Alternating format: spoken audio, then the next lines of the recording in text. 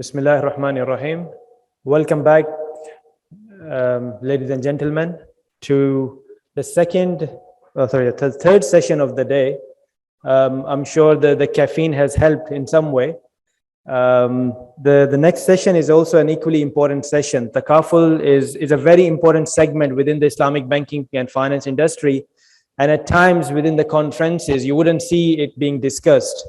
And being discussed in a very particular manner, and that is when it comes to its financial reporting treatment and the accounting treatment of it. So the next session is particularly going to discuss this, and we at AAOIFI has undertaken a number of projects, and we are developing a range of standards in this regard from our accounting board, and of course we have already issued Sharia standards on it. And to discuss this, discuss the accounting for Takaful and the industry developments, we have a number of accomplished and seasoned professionals from the Islamic banking and finance industry. We have the Sharia experts, we have the accounting experts, actually a number of accounting experts, both on the conventional side as well as on the Islamic side, and we also have the practitioner perspective as well. So the people who are joining us here, Mr. Irshad Mahmood, who is an accounting board, our accounting board member, was meant to chair it, the session originally, but unfortunately, due to the last minute changes beyond anyone's control, Brother Umar Mustafa Ansari, the Secretary General, is chairing the session. So may I request Brother Umar Mustafa to come to the stage.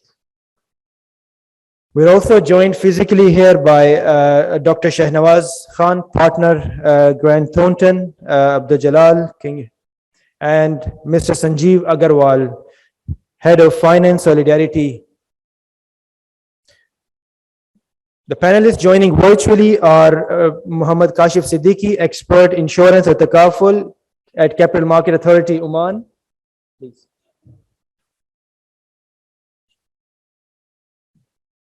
We're also joined by a very experienced professional, Mr. Umar Murshid, CEO of Siddharth Haider Murshid Associates, Pakistan, and Sheikh Dr. Faisal Monju, CEO of Minara Consulting, based out of the UK. Just to confirm, all the panelists joining us virtually, can you hear us?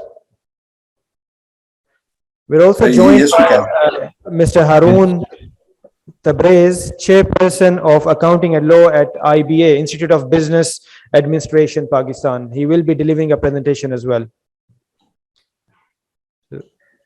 So over to you, Brother Umar. The session was meant to be for 1 hour and 15 minutes. It was scheduled to finish at 1:30. So maybe we can finish it by 1:40, about 2 o'clock maybe? Is that okay? As soon as possible. I know we'll try to manage time, inshallah. I know you've got a lot to cover, but let's try and manage, because lunch is equally important. Lunch is equally important or more important, but people on that side cannot have lunch, so they might be more interested in talking. A'udhu billahi minash shaitanir rajeem. Bismillahir rahmanir rahim. Thank you, Brother Dr. Rizwan, and thanks all the fellow panelists. Thanks, Brother Rizwan, for having a quick introduction of everybody, so I don't need to repeat that part. And as Brother Rizwan has already mentioned, that I had to fill in at the last moment. So excuse me for anything that I missed out. But I hope, inshallah, we'll be able to handle it properly. Since this is a very complex subject, and particularly we have done recently 2 exposure drafts on accounting for Takaful, which are expected to bring some revolutionary changes in the way the accounting for Takaful is done in 2 manners. One is on one part, first of the exposure drafts is about improvement in the presentation and disclosure, and that is aligned with the new framework of AOFI and has a lot of improved disclosure and presentation requirements. The second part is a nightmare. You know, that's IFRS 17 thing is actually a nightmare for even the conventional industry. And it becomes much more complicated when you try to apply those very complex conventional principles to Islamic financial institutions, considering that Islamic financial institutions' product structure is comparatively different. So from that perspective, it becomes even a bigger nightmare, and considering the limited resources for AOFI. But Alhamdulillah, at this panel, and some of them are part of our working group, and the working group level at a larger scale, Alhamdulillah, we are, Allah has been so kind that we were gifted with support from some very, very able professionals as a part of team or supporting the initiative. I would particularly like to thank Brother Harun Tabriz, who is going to make a presentation now, and Mr. Omar Murshid, and Brother Shahnawaz Khan, and Brother Abdul Muid. Some very, very proficient professionals have been there, so that we were able to do this thing. Still, this is something that needs to be brought to the markets. We are planning a roundtable on that as well, but we thought it's a good idea to discuss at least in the conference on a limited scale at the most important points related to these issues. So with that, without further delay, I would like to request first Brother Harun to make a short presentation with regard to what Takaful accounting would look like in future, considering the changes brought in by AOFI in terms of presentation and disclosure, and also considering the changes which AOFI is bringing in line with IFRS 17 with regard to Takaful accounting. So I hand over to you, Brother Harun, and I know it's a very complicated subject. It's test of your skills to present it within 8 to 10 minutes, please. Assalamu alaikum. Thank you very much. Today's session is on accounting for Takaful, and the good news is we need to finish off within 10 minutes. So I'll share the screen, and we'll do a quick overview.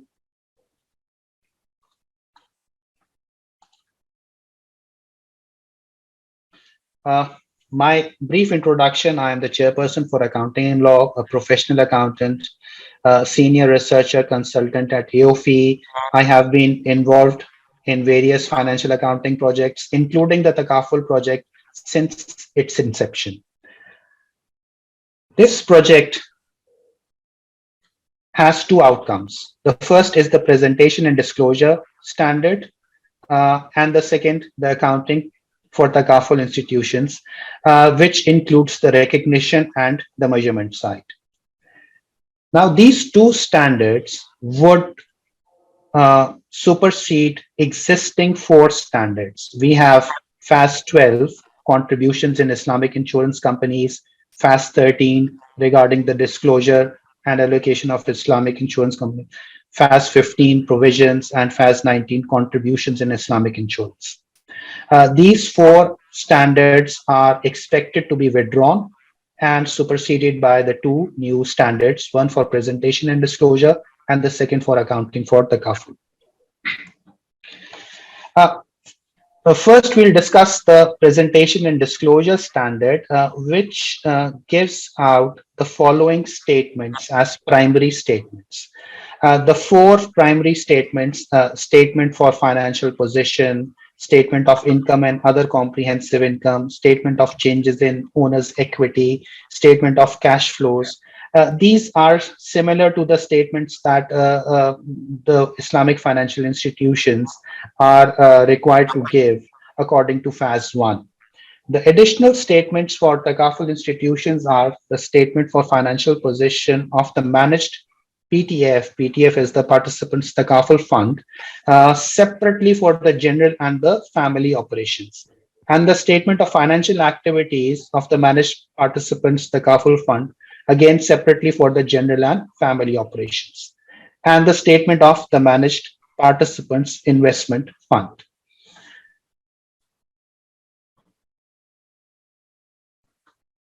The structure of the Takaful operation is that the Takaful institution acts as an agent under the concept of the fiduciary responsibility of management, and they manage the various funds, including the Participants Takaful Fund and the Participants Investment Funds. The Takaful institution is entitled to get remuneration, which may be fixed or variable. And this remuneration is through the wakala arrangement between the institution and the funds. The Participants Takaful Fund and the Participants Investment Fund, according to this standard, is a separate reporting entity. They may be a separate account in your financial statements, but for presentation, they are a separate reporting entity. And this reporting entity concept has been borrowed from FAS 1 and the conceptual framework.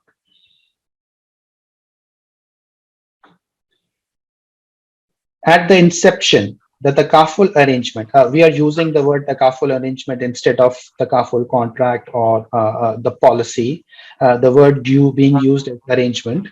At the inception of the arrangement, the Takaful component and the non-Takaful component needs to be separated.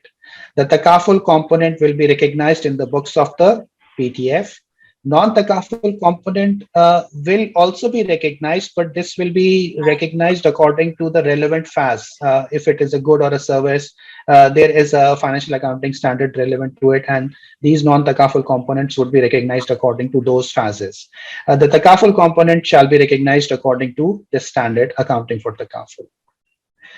We call this unbundling at the point of inception.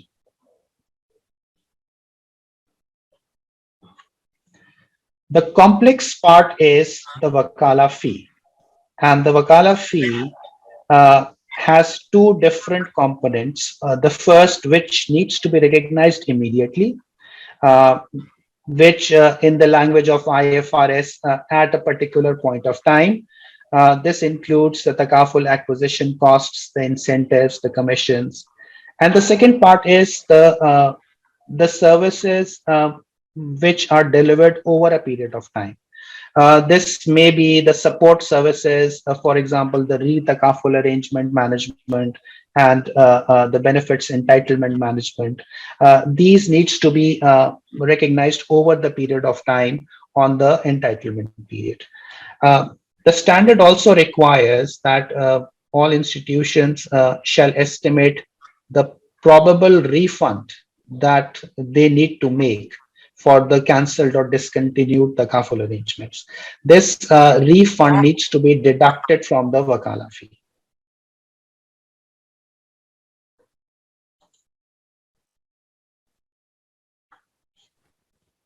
The standard requires all arrangements to be identified into distinct portfolios.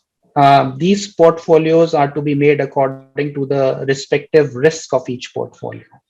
But minimum, there should be at least 3 portfolios. One, those arrangements that are onerous at the initial recognition.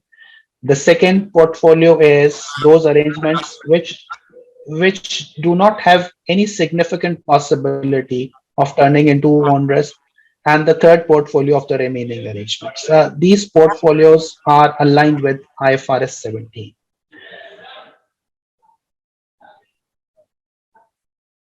The initial recognition of the Takaful arrangement is in the shape of a provision, which includes 2 components. The first component is the Takaful fulfillment cash flow. This is the fair value of the estimated Wakala fee payable in future, the deferred cost, any other cash flow at their fair values, and the risk adjustment for the non-financial risk. In Takaful fulfillment cash flow, we need to add up the Takaful residual margin to come up with the total amount of provision that we need to recognize in the books of the Takaful institution.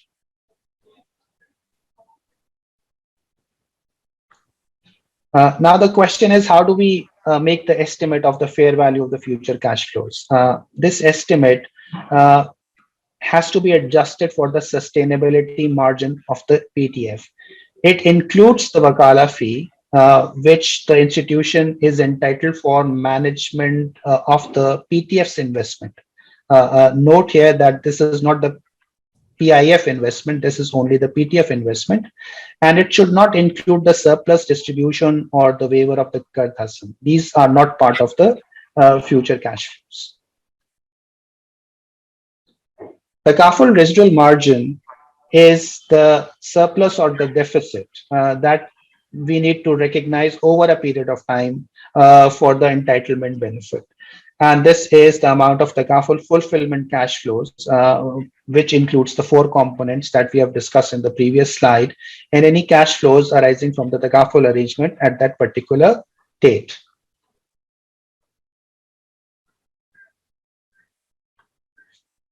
Now, we discussed that we need to have a distinct portfolio for Takaful arrangements which are onerous in nature. A Takaful arrangement is onerous if the Takaful fulfillment cash flows or the previously recognized Takaful acquisition cash flows or any other cash flows, they result in a net outflow, net cash outflow. When an onerous arrangement happens, a corresponding loss should be recognized in the statement of financial activities for the management PTF, and this should be equal to the carrying amount of the provision for the Takaful fulfillment cash flows.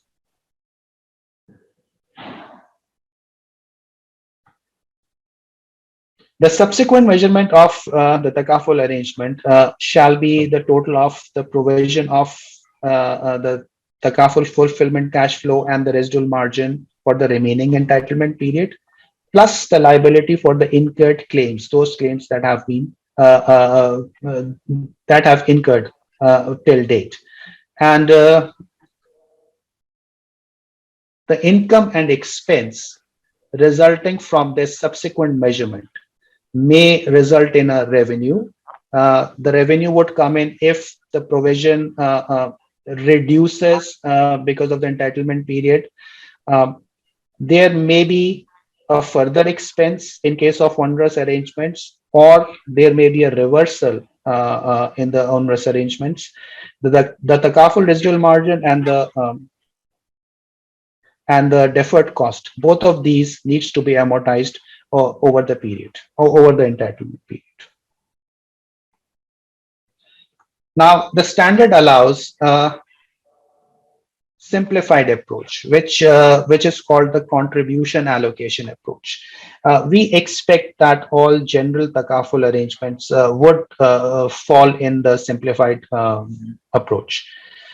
In the simplified approach, we need to recognize the contribution less any Takaful acquisition cost, less any wakala fee, and plus minus either a decrease or an increase of the amount of the difference of the asset or the liability that results from the Takaful acquisition cash flows.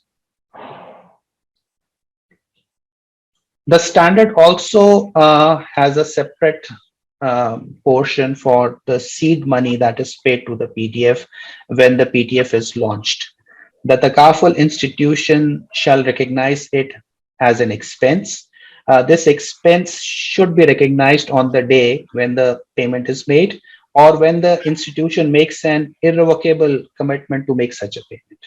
And in the PTF books, this should be recognized as a receivable until the payment is made, and the corresponding equity should be created because the money is come in the fund. Now, the statement of financial activities, they may show a surplus or a deficit. And this surplus or deficit should be after any transfers from the technical reserves. In case of a deficit, usually the Takaful institution gives a Kart Hasan. The standard requires that a disclosure to be made in the financial statements of the accumulated amount of the deficit and the projections for the last at least 5 years, and we should also give probability of having a future surplus, which would compensate this deficit.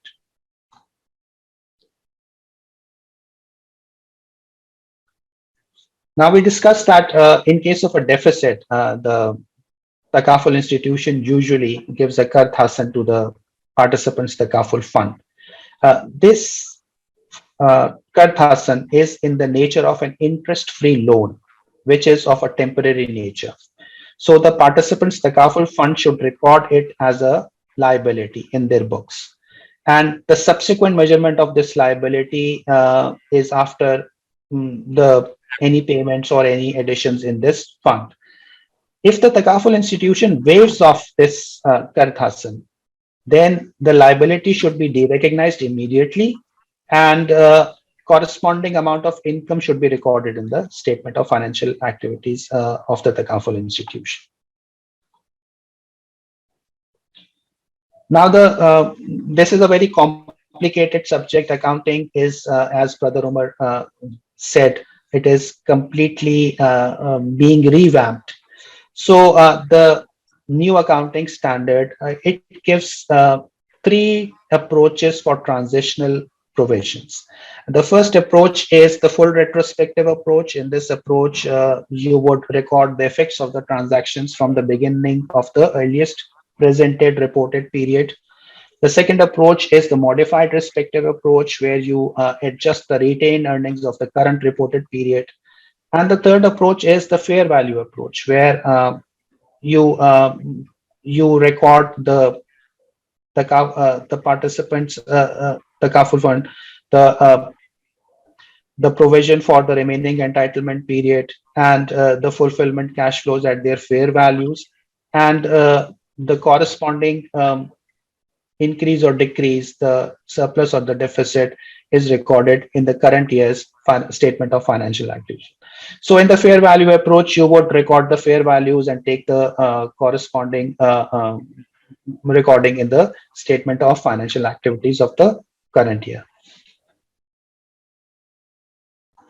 Thank you very much. This was a very brief 8 to 10 minutes discussion on the standard. And because the time is very short, I think the panelists would be in a better position to explain what happens. Thank you, Brother Umar. You can take over from here. Thank you very, thank you very much, Brother Harun. Thank you very much. And it was a difficult task to cover it in a short time. And there would be a lot of questions in the mind of audience, so we can take the questions later. But I think before that, we need to go to panelists to discuss the specific aspects. And with that, I would first would like to discuss the conceptual part of it, coming from the Sharia side. And I would first request you, Brother Faisal Manju, that let's make the question very simple. What is the conceptual difference between Takaful and conventional insurance? And what do you think, how it affects the operations, etc.?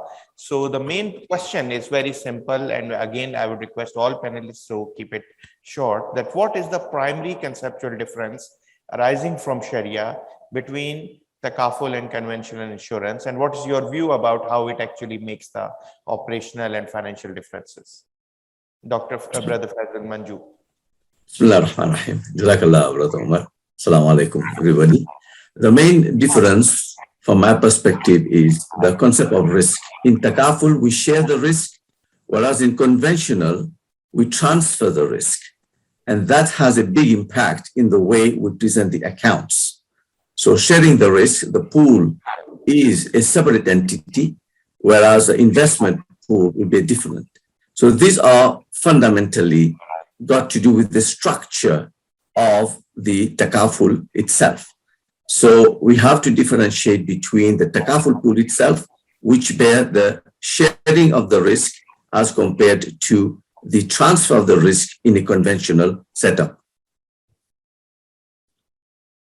Thank you very much, sir, for a very quick and crisp answer. I'll come back to you for some other important issues later.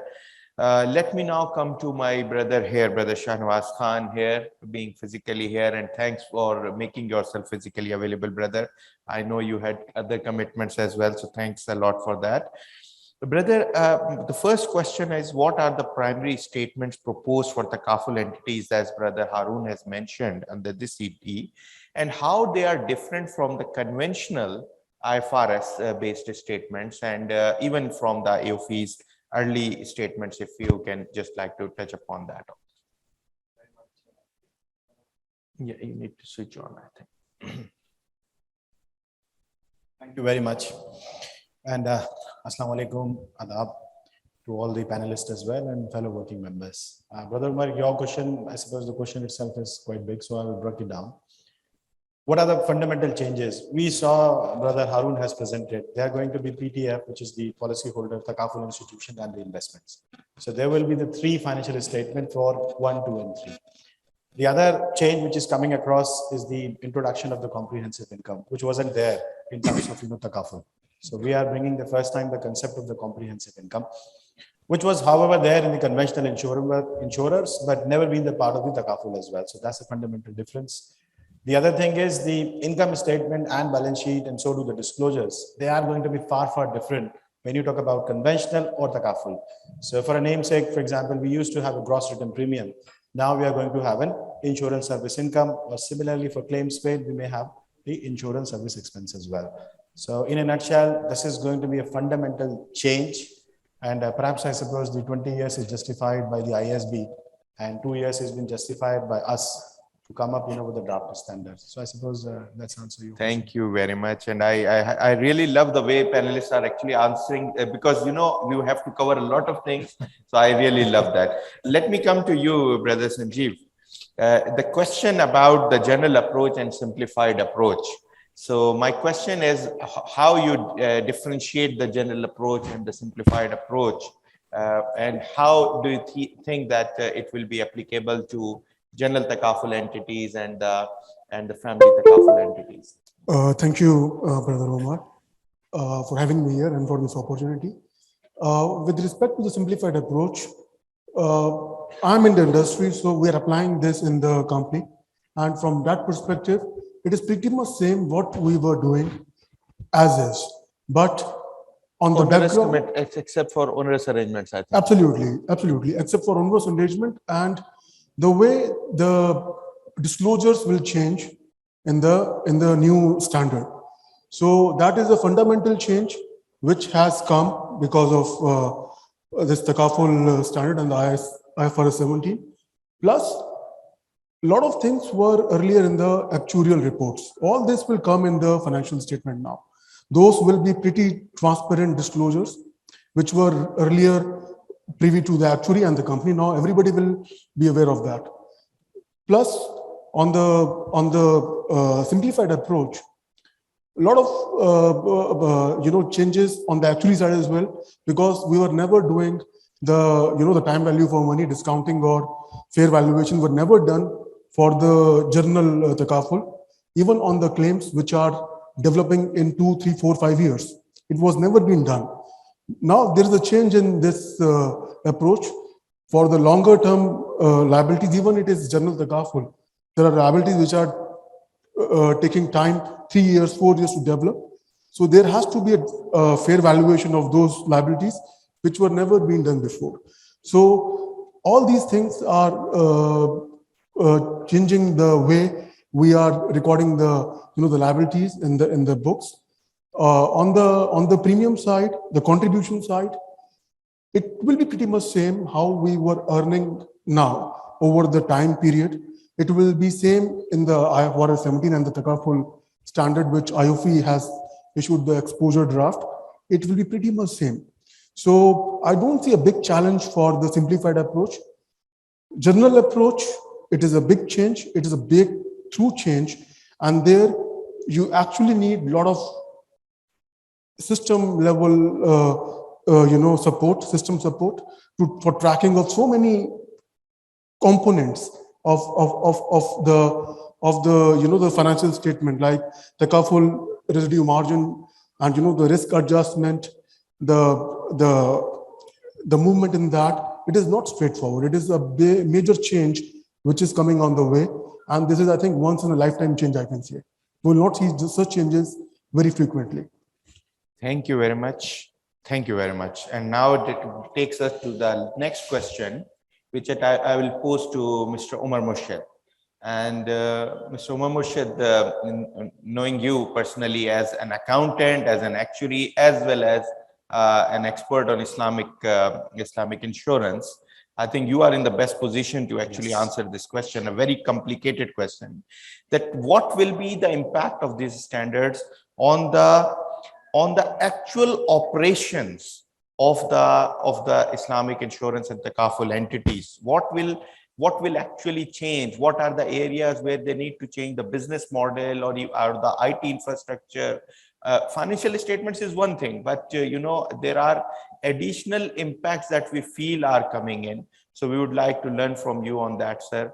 Like we need to understand how it will actually impact the operational model and the business model, the strategies, and the infrastructure of the Takaful entities. Mr. Umar Murshid, please. Thank you. Thank you. So in general terms, I think the perception is, which discussed a little earlier, that the major impact would come in family Takaful or life. That's the thought. And for the shorter term business, which is general insurance, it would tend to, general Takaful tend to be similar. Now, we've just been through an experience in Saudi Arabia where the 30th of November was the deadline for submitting what they call the first dry run. So the first cut IFRS 17 financial statement for the year 2020. And that's been an eye-opening and experience and a learning experience. So you find that I think both Umar yourself and Sanjeev Saab mentioned that onerous contracts is an area, and that is one of significant area where there are differences. So you find that even the transitional positions or the opening positions are impacted because of the difference that measuring onerosity at a group of contracts level as opposed to measuring it at maybe a line of business level or a full portfolio level, that's made a significant difference. So that's one. But strangely enough, one area where we didn't think there would be an impact is the way that now receivables, insurance receivables and payables are being accounted for. So it's now accounted, it requires it to be accounted for on cash flow basis, right? So if you have a receivable, it's not shown as a separate item, it is part of it's either netted off from the insurance contract liability or asset. And you find that a lot of institutions have struggled with that basic reconciliation because, for example, you measure receivables at a client level, you don't measure receivables at a group of contract level, if you know what I mean. So answering your question, in terms of operational, this is one area which one didn't really see coming until you actually started doing it, right? But these are areas where operationally you'll have to see. And you still have to have the conventional way of looking at things like receivable at a client level. That you still have to do that because you want to chase particular clients. But for accounting purposes, that for disclosure for IFRS 17, you need to look at it very differently. On the life side also, there's a change. I think, Brother Fazul Manju mentioned that it's conceptually different. So we're saying that the risk sharing is not really subject to IFRS 17. Why? Because you're not transferring risk, and therefore this doesn't come into the risk sharing part, or the Takaful fund part doesn't actually come into the scope of IFRS 17. It's not insurance contracts, right? So this is something which obviously, but within that, we've all agreed that as far as the institution is concerned, the Takaful institution, obviously the fund itself has risk just to be managed. So it will apply to IFRS 17 will apply to the fund itself, and I think Brother Harun covered it in enough details. But I see there are a lot of institutions which are Takaful institutions still in various parts of the world account for especially life insurance in very much a conventional way. And I believe that this particular standard, especially the AAOIFI standard, there are a lot of countries which are adhere to AAOIFI standards, will change the way that they account for it. And as soon as you account for it differently, you think about it differently, hopefully, right? And when you think about it differently, then it'll lead to changes in the operating model. So I believe that that's the area, and two areas where I see change. One on the life side, and obviously the third thing is I think the one I think Sanjeev mentioned that what they actually used to do will now come out in front, and therefore what will happen is that when they're more visible, there's a lot more work for actuaries that are coming. So there's a huge demand these days in the whole world, in fact, not just and in the region for actuarial expertise, which will grow as IFRS 17 gets implemented. Thank you very much, sir. Just a side question to this one. How do you see the IT systems on the accounting side and the IT systems on the actuarial side as of now are sufficient to handle all these challenges? Yeah, so we've seen the emergence of one bit or so. We've always had actuarial cash flow generating systems. They're generally used for actuaries. Now that those cash flows that are generated are being used for accounting, we've seen the emergence of what's called the IFRS 17 engine, which is the bit that takes the actuarial cash flows and the actual transactional data and generates the numbers for IFRS 17, does things like discounting, calculation of risk adjustment sometimes, calculation of the CSM, amortizing the CSM, and so on. So we've seen that part. But obviously, when you have all of this, you need your basic transaction processing systems, basic insurance admin system, if you like, need to generate data that feeds into this. And that has been a major, major challenge, not just because of the capability of the system, but the way that the systems have been implemented. And I think I can I appointed actually of 6 companies in Saudi Arabia. I can say except for 2 of them, I think all the others have struggled with data from the systems itself being adequate enough to feed into IFRS 17 calculations.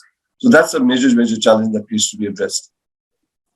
Thank you very much, sir. Now, the challenges list is quite long. So let me come to the next side of the challenges. And I would request to Brother Kashif Siddiqui to shed some light with regard to the regulatory challenges. With regard to, there are 2 aspects. So first, I would ask about the challenges which are being faced by the Takaful entities with regard to meeting the solvency requirements or other relevant regulatory requirements which are going to be impacted by this. So first is, yes, we know that there are challenges for the regulators also. I'll come to that later.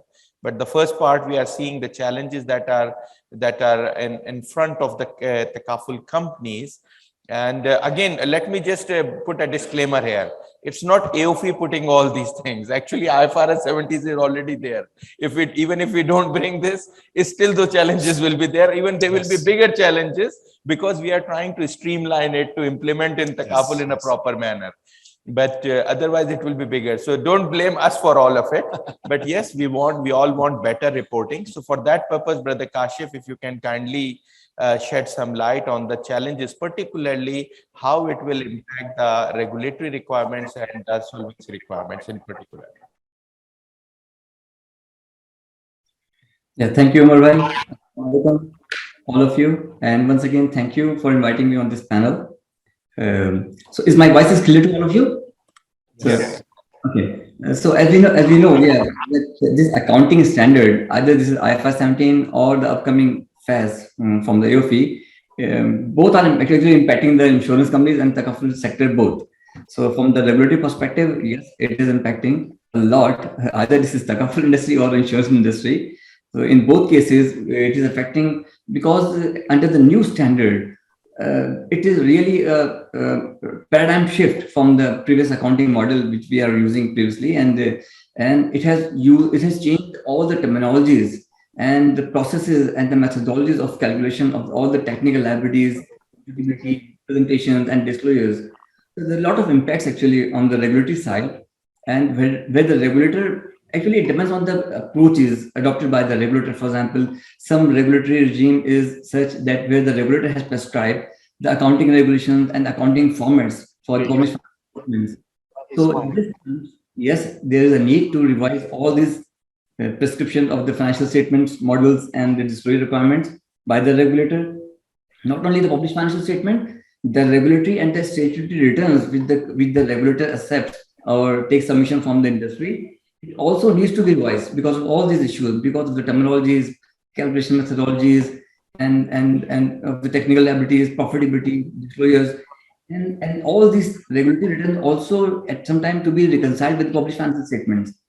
So there are a lot of things to be done from the regulatory side, and under the regulation, many jurisdictions has defined the models to be used for the technical reserving. So based on IFRS 17, it is all this legal requirement which is put in the rules and regulation for the methodologies to calculate the technical reserves is also need to be changed, because previously we have been using the name unearned contribution reserve or contribution deficiency reserve, incurred but not reported claims. So these all terminologies will be useless, and it needs the revamping the regulatory frameworks as well. And pertaining to not only these kinds of reporting requirements, also the capital adequacy and the solvency requirement also need to be changed, because the way to and the methodologies used to calculate the liabilities, insurance risk liabilities is changed, terminologies are changed, and the valuation of the sum of the assets and liabilities are changed. For instance, Mr. Umar Rashid has explained that the receivables will be different as compared to the previous regime and the new regime. So the valuation of the receivables and the liabilities, and to calculate the credit risk and market risk, it may impact. So it requires a lot of changes under the regulatory regime for the purpose of solvency as well. And the regulator also need to assess the future capital need as well, according to the future capital resources, and to assess actually the adequacy of the future capitals, because there will be a change in the earning patterns, business plans of the company, pricing strategy, dividend policies, and taxations. So regulator has to keep all these things in mind to adjust their solvency framework, not only in terms of the risk, also the factors and the capital adequacy. Other than these regulatory mandatory changes, I think some regulators are also thinking to issue some guidelines on the level of aggregation matters and how to adopt the risk adjustments on what product level. So some guidelines need to be, I think, issued within that jurisdictions, and it will be easy for the regulator to have a comparable analysis actually for that jurisdiction in terms of level of aggregation and risk adjustments. So there are a lot of regulatory changes is expected, and if you asking me the second question about the challenges, yes, a lot. Not only these are the requirement under the regulatory regime which need to be amended, and also the challenges being faced by the regulator, because it's a very complex standard, and the skilled human resource is really lacking, is missing, not only in the industry, on the regular side as well. So, and it's a joint collaboration requirement for the accounting professionals, actual professionals, and legal professionals. So regulator needs all these things as a tool for them. And the biggest challenge, other than this, the resources, is the allocation of budget as well. For the industry, the budget requirement is so much for the implementation of this standard in terms of human resource hiring or training and IT developments. Because IT, as Mr. Mohammed has mentioned, that yes, there will be a requirement for the IT because the data structure will be changed, and lots of engine will be required to process the valuation of the liabilities, profitability calculations, and for the forecasting of the cash flows estimations, and the disclosure requirement is changed. So a lot of changes in the IT system to capture the data and to process for the accounting and its reporting, both are required. And there are lots of phases actually the regulator has to impose on the industry to implement all that. And beside that, there are a lot of things which needs to be considered as well. For example, the KPIs will be changed by the regulator. For example, previously the key performance indices used by the regulators to assess and evaluate the industry's risk will be changed, because no such terminologies, no such liabilities will be same.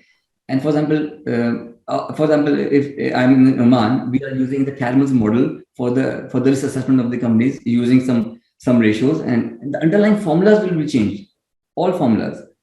So there are a lot of issues which need to be considered by the regulator, and the whole process of the supervision, like offsite analysis, on-site examination, the process need to be changed because the data structure is now changed, the pattern is changed. So I think the baseline for determining the cost structure is also changed. So it means those regulators who is actually monitoring and controlling the prices in their jurisdiction. For example, some countries are monitoring the motor pricing and the medical pricing. If the baseline of the cost structure will be changed, they need to address the pricing structure to build the pricing model as well. So these are the issues and the challenges. And obviously, after the first time adoption of this standard, there might be many companies will show losses because of the first time adoption of the omnibus contracts as upfront losses. So it might affect the profitability of the industry as a whole. In that jurisdiction, maybe it will impact negatively on the stock market for that year. So it may disturb the dividend payout issues for that year. So there are a lot of issues and challenges, but the regulator has to keep an eye open and keep pushing the industry toward the smooth implementation of this. And whatever the future risk can be worked out, it should be overcome through discussion with the accounting bodies and actuarial bodies, and with industry and all the stakeholders. We should come up together along with the regulators. Thank you very much, Brother Kashif, for a very comprehensive and detailed explanation. And it's all it's clear. So let me come back to Brother Shahnawaz Khan again. Yes, sir. Brother, the main question is about you have experience by advising entities each on the conventional Islamic books types. So, with regard to that experience, what you can share from your experience with us? Like some of the challenges you mentioned, obviously, you mentioned from a perspective, but for example, if I was the company, I may end up having a shortfall. Like on one side, I have a challenge having ERP implementation or changing or other. So, just to shed light or experience with regard to what actually the companies are facing and how we are. Thank you very much. I suppose Brother and Umar Also explain. And just right, a lot of convergence across the region and the side of that. First of all, the system itself is creating a lot of problems for us. And I like to back the insurers or the couples are taking this part of the word. actually Actually, it becomes once in a year. We only see provisioning at the end of the year. this is changing. Now actually go ahead. You need because I guess was explained. He showed us the presentation as well. So you find that the concept of curiosity isn't there. So in order to find the contract, we need to have the actual involvement to find out the right discipline as well. Some of the other challenges which are facing across the region as well is the method itself. So people are struggling to find out which method suits best. Suppose the concept of the simplified method. So there are methods that mention approach, general management approach, the method. We have similar two methods. And one is the simplified method and another method as well. So that is finding out the contract boundaries, insurance contract, that's a very challenging area as well. And the biggest challenge so far is the mindset of the people. Because the way insurers work in this part of the world is way back attitude, like see, is the insurer, you get discipline, you get the reaction. That's the way. Underwriting, the accounts team, they have to work in it. So this legacy system, and there are challenges in terms of transition and sitting. It is not for a fair valuation. And that's very challenging because some of the legacy guys are 2 years, 5 years old as well. So these are challenges. So far, not many insurers have been very forthcoming to change the system. So there are two choices in system. One is actuarial driven, one is push. So this is again as well. So we are and unfortunately there is nothing else. These are the tools. Last but not the least, also let me say very very and some was also shocking. And still most of it are pretty much in preparation ground. I suppose with technical assessment, but far from the real implementation. So that's it. Unfortunately, this is where we are.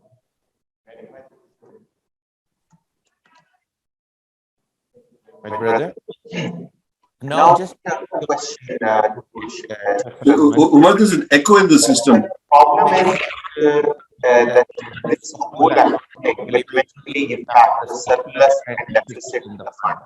And from the Carful perspective, we have some specific recommendations with regard to surplus and deficit in the fund coming from our Sharia standard. So, that you shed quickly light on how the surplus is to be distributed and how deficit is to be handled, and do you feel any significant changes of aspects coming from a company side?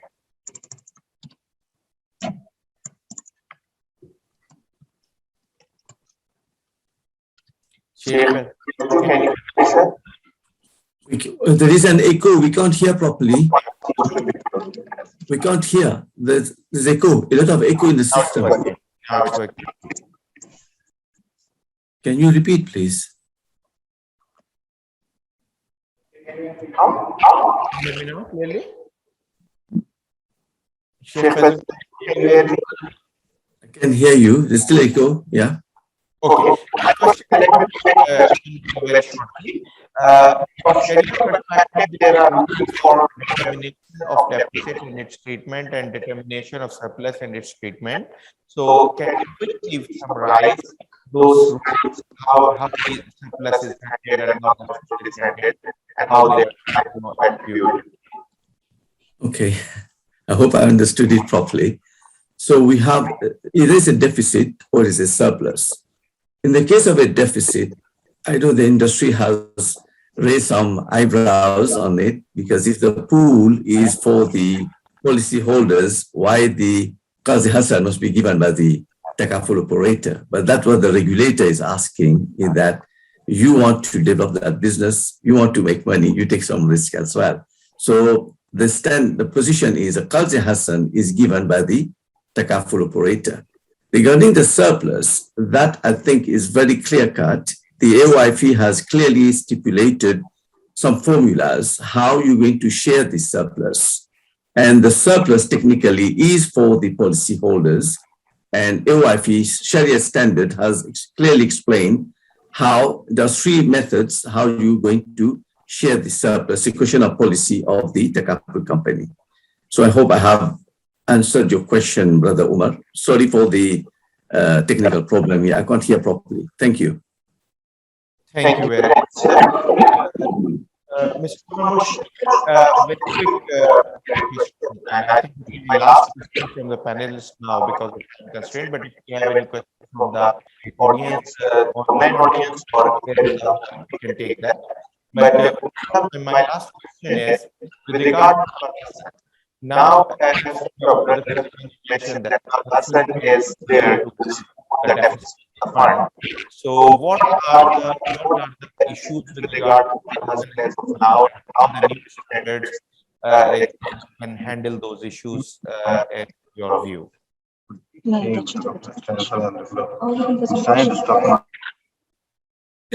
So I'll repeat your question because I think from what I understood, because still an echo. So what I understood is that, what are the issues with respect to the Qazi Hassan in terms of accounting? Is that correct? That was the question? Yeah. Hello? Yeah. Okay. Can you hear me clearly now, sir? Yes, we can. Okay. My question is that as Brother Fazul Manju mentioned about Kazakhstan, that it is provided in case of deficit, what do you feel are the present issues with regard to the treatment of Kazakhstan and how the new standard, the proposed standard, which is not final, the exposure draft of the standard can help us handling those issues? Right. So there are multiple issues in terms of what I would call in terms of practice in Kazakhstan at the moment. So if you think about it, there's a fund which is in deficit, and there's been a loan made by the institution to the fund to fund the deficit, right? Now, the key issue is how is it recognized by the institution itself? So in many parts of the world, at a practical level, that loan is treated as an asset when in the shareholders fund or the accounts of the institution, as opposed to the accounts of the fund. Now, obviously, whenever you treat any asset in the balance sheet of any entity, there ought to be a test, an impairment test to see whether that value of the asset which is recognized, it is actually worth that much. And therefore, that ideally needs to be an assessment of whether the fund which has borrowed the amount to make itself solvent is capable of paying it back, right? So at the moment, this requirement is not there. But given that the new standard that AAOIFI is proposing, there is, I think Brother Harun mentioned, that there is an assessment that you have to, as part of the disclosures, look at the future, look at how the fund is going to evolve over the next 5 years. And that itself will give you a direction as to whether that fund will then generate enough surpluses to be able to pay it back. And what that will do is that it will force institutions into recognizing the Qazi Hassan at the right value. And this is quite a significant issue because there are a very large proportion of the Carful entities throughout the world who have given Qarz and who recognize Qarz at their full value, irrespective of what the state of solvency or otherwise of the fund to which they lend the money is there. So this I think will have a significant impact on this aspect, hopefully. And people will then, declare. So we're looking at the profits of the institution itself, the Takaful institution. Hopefully the profits will then show a fairer value than they do at the moment.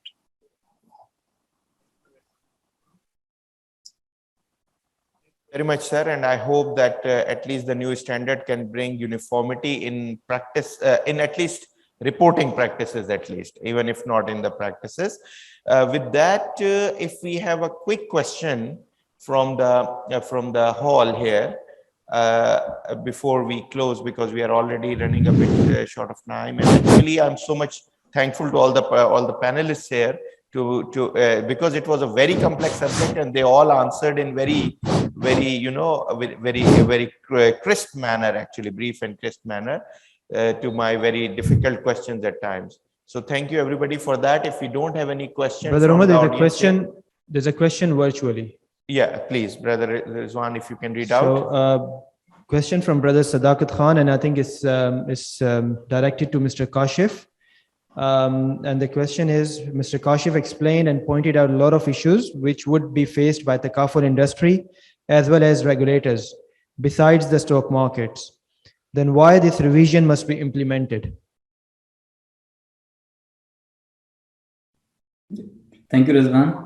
Yeah, actually, this is a standard which has to be followed. Obviously, there may be some implications, okay, and there's a repercussions of this standard, but the standard will be necessary because it is the standard. It will be giving the true picture of the profitability of the industry and the true transparency in terms of the disclosure. And we have also reviewed this standard, whether this can be adopted by the Takaful industry. Yes, it can be adopted. Yes, for the purpose of the Islamic issues, we have modified it from the pattern as adopted by the ISDB 17, and for the purpose of Takaful. And generally, because of only stock market issue, you cannot stop the standard actually. So I think in this way, I believe Mr. Umar Murshid can answer very well. If I request Mr. Umar Murshid. Yeah, I think we have to go back to basics here. The purpose of financial reporting is to show the true financial position of a company, right? And that's what we're targeting to. Now, when you move from a situation which is imperfect, so I mentioned about the current issue, there are other issues as well. Then obviously you can continue to live in an imperfect world, and you have imperfect financial reporting. You get imperfect decisions, right? So even the regulator is not in a position to assess an entity's true financial position. So I think, as Kashif said, we're trying to move towards something which is correct, which is what it ought to be. And of course, when you do that, when you improve, make any improvements in any part of the world, whether in any, not just in the Carful or accounting space, in any space, there are difficulties. But unless we're willing to go through the pain and take that, then the eventual objective, which is more accurate financial reporting, will not be achieved unless we do that. Umar Murshid Sahab, actually, just a very quick note. When I used to work in Ernst & Young, and I was a manager and my partner at that time. Whenever we had a requirement from the client, and they were unable to produce that data, so this specific partner, he used to say that tell them that there is no auditor's requirement. Any auditor's requirement is primarily your requirement first. So if I'm asking for an information, you are actually supposed to have that information first. Yes. So that is actually important, that institutions need to understand that adequate financial reporting is not only the regulatory requirement or the auditor's requirement.